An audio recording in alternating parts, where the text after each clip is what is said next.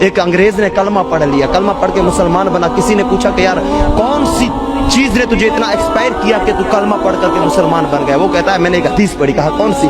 وہ کہتا ہے کہ میں نے کتاب میں پڑھا کہ نبی پاک صلی اللہ تعالیٰ علیہ وسلم مسجد میں بیٹھے، ایک انسان آتا ہے جوان، کہتا ہے یا رسول اللہ صلی اللہ علیہ وسلم 3 دن ہو گئے میرا بیٹا گم ہو گیا۔ میرے آقا نے پوچھا، حالات وغیرہ پوچھے، اس نے کہا یا رسول اللہ بڑی حالت خراب ہو رہی ہے، بیوی رو رہی ہے، بہنیں رو رہی ہے، میرا 3 دن ہوا کھانا پینا چھوٹ گیا، یا رسول اللہ کچھ کیجئے۔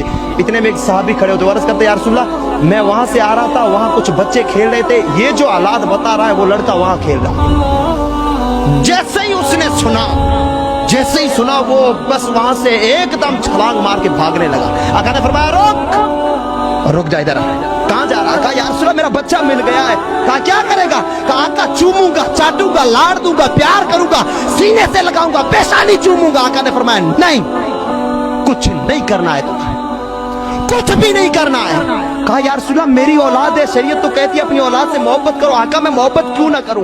آقا نے فرمایا کتنے دن ہوئے گم ہوئے؟ وہ کہتا ہے یا رسول اللہ 3 دن۔ کہا 3 دن میں تیری محبت اتنی تڑپ رہی ہے، تیرے بیٹا کتنا انتظار کرتا ہوگا؟ کہا یا رسول اللہ میرا بیٹا تو رو رو کر کے اس کی حالت خراب ہو گئی ہوگی۔ میرے آقا نے فرمایا سن، 3 دن کی محبت کا یہ حال ہے، تو وہاں جائے گا، تو کہے گا اے میرے بیٹے، ہو سکتا ہے ان بچوں میں کوئی یتیم بھی کھیل رہا ہو۔ وہ یتیم سوچے گا کہ ہائے ہائے میرا ابا پلٹ کے آ گیا ہے۔ جب وہ تجھے دیکھے گا یتیم کا دل ٹوٹ جائے گا۔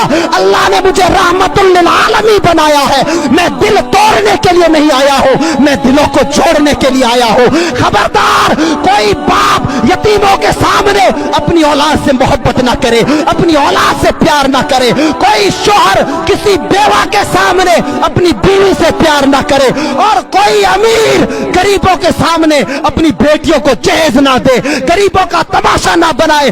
یہ میرا دین ہے، میرے دین کے ساتھ کھلواڑ مت کرنا۔ وہ انگریز کہتا ہے یہ حدیث مجھے اتنی پیاری لگی، جو نبی غریبوں کا اتنا خیال کرتا ہے وہ دین کبھی جھوٹا نہیں ہو سکتا، اس لیے میں کلمہ پڑھ کے مومن بن گیا۔